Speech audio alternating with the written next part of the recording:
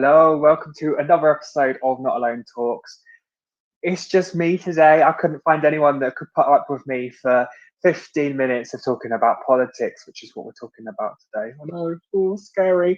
I'm going to try my hardest not to upset anyone whilst we talk about these. Uh, but we'll see. We'll see how we go. Let me know in the comments if I upset anybody, because and we can argue because that's all you're supposed to do on the internet, isn't it? Argue about things and complain. I'm only kidding. So we're talking politics today, and I've been really careful not to pick anything that is too controversial, because this is supposed to be a bit of fun and a laugh, this show. So I haven't gone too far into it, but by all means, let's start a conversation, because I think more than anything, that's what this is all about. You might agree, you might disagree. That's fine. Let's talk about it. Let's educate each other, and share opinions, because that's part of life. That's part of learning, isn't it? But we're going to start with something that's really close to my heart, actually. As you may know, or may not know, Stonewall, combined with a load of other fantastic organisations, launched their ban conversion therapy campaign this week. So let's just start with a little video about that, shall we? This is a reminder that LGBTQ plus conversion therapy is still perfectly legal in the UK, and the government has done nothing to fulfil its promise of eradicating the practice, despite the fact that promise was made almost 1,000 days ago. If you head to banconversiontherapy.com, you can find out more about conversion therapy and the damage it does to LGBTQ plus people, as well as emailing your MP. Please share this widely. I don't think people realise that the practice is still legal. I think they think that we have equality for LGBTQ plus people, and actually we don't.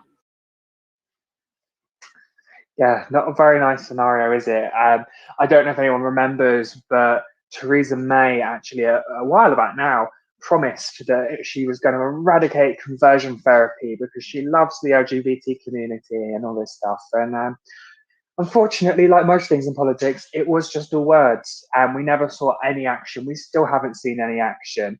And it's something that it's really time to push for, because actually it's so damaging, conversion therapy. And it's so barbaric. I can't believe it's even still a thing in the country at the moment, but it is, unfortunately. And one thing that I really want to highlight with this campaign, which hasn't always been the case, is that the ban conversion therapy is a blanket ban. So they're talking about banning conversion therapy for transgender people, for non-binary people, not just the LGBT community, which is something that we don't see. It's very rarely even spoken about when we're talking about conversion therapy. It's always, unfortunately, it's just still sad, but it's always targeted at a gay man who is trying to be converted into a straight man. But actually, it doesn't just affect gay people, it affects the entire community. So, it is just so important that it's something that we address. So the website there was banconversiontherapy.com. There's so much information on their website. I thought it was really interesting. And, the statistics, there we go. The statistics were so, I was going to say interesting, but that's not the right word. They were shocking. But actually, they opened my eyes a little bit, because we know it happens. I mean, Pride in Surrey, we've recently had a problem with conversion therapies in Surrey, and the organisation, we've done so much to get rid of that in Surrey, but it's constantly fighting. And actually, for me, that was the first time that I even knew conversion therapy happened in the UK, let alone in Surrey, right on the doorstep. But actually, it is a huge issue. So if you could sign it, I'm sure that would really help our community. But if not, there's so much more information on the website if you just want to read about it as well. Anyway, I'm blabbering on there a little bit, but I thought it was such an important topic to start with, and so topical as well. This is a campaign that's happening at the moment. We're all talking about keyboard activism, where everybody's chatting away on the computer but no one does anything. Actually signing this petition and writing to your MP as part of the petition is alone activism, and it's something that you can do from your own sofa, but has the potential to make huge changes. And I think that's something that we never really talk about when people go off about how the younger generation are keyboard warriors. Well, actually, how else do you get to make some change? You be a keyboard warrior, write to your MP, But anyway, talking of MPs, let's carry on with an MP, shall we? We've got this fantastic video coming up with regards to a policy that was announced recently where they're wanting to look at how free speech is being used in universities, essentially saying that they're looking to allow hate speech under the terms of free speech in universities. So homophobia isn't banned, is what they're looking at trying to incorporate.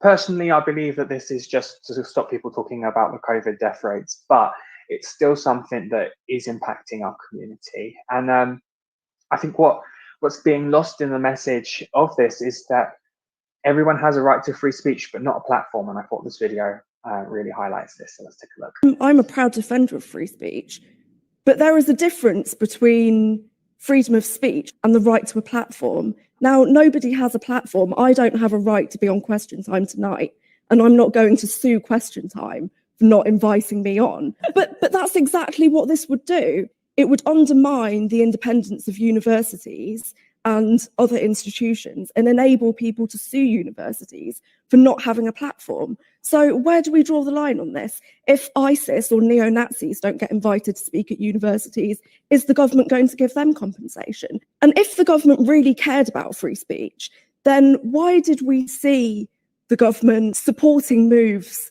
not to talk about the pros and cons of capitalism in school and supporting moves to ban talking about racism as a structural issue? This is about distracting from the real issues, the fact that 119,000 people are dead because of this government thing.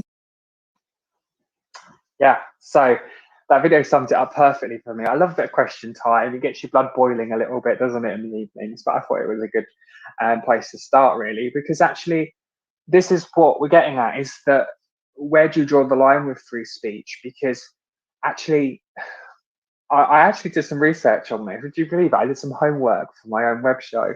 That when people talk about their human right of free speech, what they forget to ever quote is that actually free speech is only free to a certain extent. This is in the Magna Carta.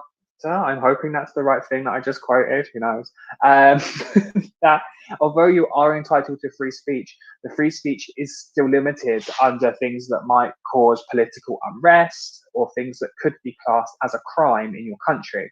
Now, homophobia, racism, amongst other things, are classed as a hate crime. So you don't have free speech to just spout whatever hate that you want on a legal ground. It's all very well and good being like, oh, this is my human right of free speech. But actually, that's not a thing, because you have to act within the law in free speech, which was just really interesting to me. Now, the point of this is that universities have been coming under fire for having lots of pro-LGBT speakers, and quite rightly so. They should be having these pro-LGBT speakers, but what they're not having is anti-LGBT speakers or anti-trans speakers.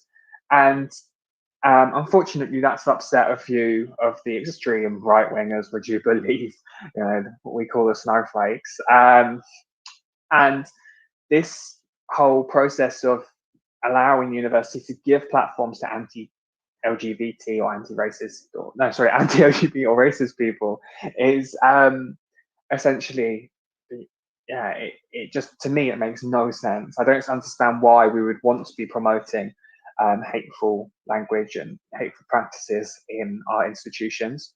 It doesn't make any sense to me why, but unfortunately that's some politics there. Hey, I don't know. I'm trying not to get too involved. I'm trying not to get too political and show my political sides. But I mean, I think it's a load of rubbish personally. And I do think that it's just designed as a distraction technique. Let's piss the gays off, because nobody, the gays like to make a lot of noise when they get angry, and that will distract them from all of the people that we've let die because of COVID. I think is kind of where it's coming from, because since it happened, it's all gone very quiet again. So, yeah, well, hopefully there's some conversation going on in the comments. As you know, this bit of the show's pre-recorded, but there should be some things running across the bottom of the screen if there is. It'd be interesting to see what people's thoughts are on this. I think, regardless of the reason behind it, it's a terrible idea. But I would say that. Now, we've got something from across the pond. Ooh, would you believe? Something nice and topical still. So there was outrage in the last few years that ICE had been detaining illegal immigrants and keeping them in illegal prisons and cages. And there was this huge uproar, and people found out about it. And I think the general consensus was that with Biden in office, it would stop. Unfortunately, that hasn't been the case. Unfortunately, the ICE camps are still open, despite Biden announcing a 100-day freeze on any immigration activity. So let's have a look. As you can see, I'm in my car, but there's something important I want to tell you about, and it is that deportations are still happening under President Joe Biden. He had ordered for deportations to stop for 100 days. But then the state of Texas sued, and a judge that had been appointed by Trump ruled against that order, which means he determined that Biden could not impose that moratorium on deportations. But that also didn't mean that ICE had to schedule deportations. However, they've deported almost 270 people, including someone who was a witness to the massacre in El Paso in 2019. That was the shooting in a Walmart that left 23 people dead. That woman had said she was going to testify in that case, but now she has been deported. What do you think? I mean, to me, I still find it quite shocking that, the ICE camps are such a thing and they are still deporting people at such a speedy rate in America. I can understand why we have to have some form of regulation on who can and can't come into a country. But as we all know, that during Trump being in office, he made it near to impossible to immigrate into America. And as a consequence, of course, if you make things illegal, the way it's always going to happen is it's going to go underground. It means that more people will just be doing it illegally, is kind of what we've seen in history.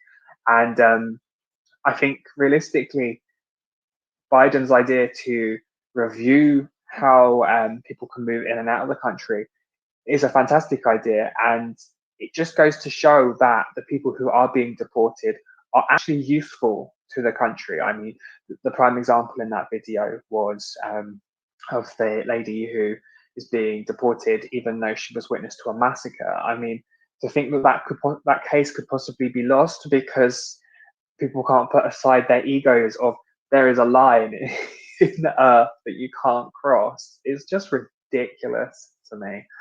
I can understand that you want the best people in your country and you want to make sure you're safe, but for the most part, people who are immigrating aren't there to cause harm. They're there to try and have the equal chance that everybody else has. And I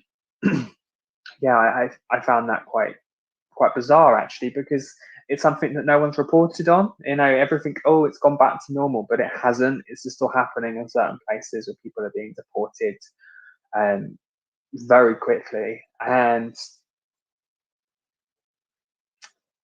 stuck for words, really. You can't deny that the same thing is happening in the UK as well. We're quick to point fingers at how terrible America is, but actually, I don't know if anyone's seen, but there's awful camps being set up in the UK at the moment for Syrian refugees. I mean, these camps are like a massive long tent. They've been called COVID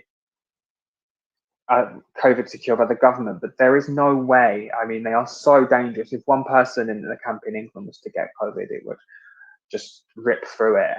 But we don't see that reported when the living conditions are just as bad as they are in the US's ICE camps. That shocks me, to be completely honest with you. It happens in our own country. I mean, there are food shortages. You have people who are immigrating to the UK at the moment, and we've had reports in the media where they're not being fed properly. They're being worked hard, but they're not getting proper food and meals. And we're all quick to jump on and attack the US for it, but we're just as bad.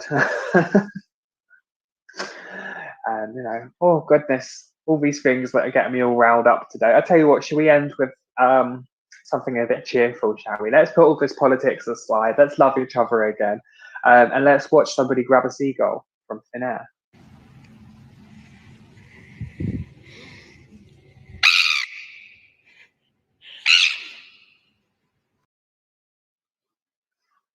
There you go.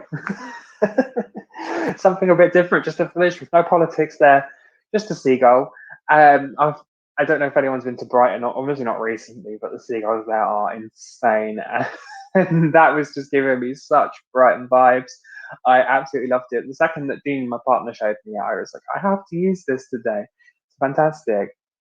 Well, I've gone through some videos there. Hopefully it wasn't too quick, 15 minutes of me chatting about politics. I'm pretty sure that's enough politics talk for anyone. I didn't try not to go too deep into any subjects today because I didn't want to upset anybody or trigger anyone. So we've gone for something nice and neutral-ish. You might see me again, or otherwise this might be my last time posting because I've upset the whole community. But it was nice to talk to myself out loud, I suppose, is the weird way to look at it. But hopefully the comments have been interesting tonight.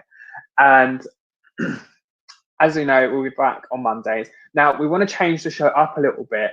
And if you're watching this and you have a talent that you would love to learn, or if you have a talent that you would love to share with somebody, then please get in touch. We're looking for people to submit short videos, really, of them doing things, but you could be as long as you want. It could be anything. It could be you cooking. It could be you doing some bit of gardening. Anything that you think people should learn how to do this. Or even better, if you want to try and teach me how to do something live, then also get in touch, because that could be a barrel of laughs. So my email address is oscar@prideinsurrey.org. You could also pop an email to cal@prideinsurrey.org as well. Let us know what your talent is and how you'd like to get involved with Not Alone Talk show. It'd be fantastic to have someone else join us.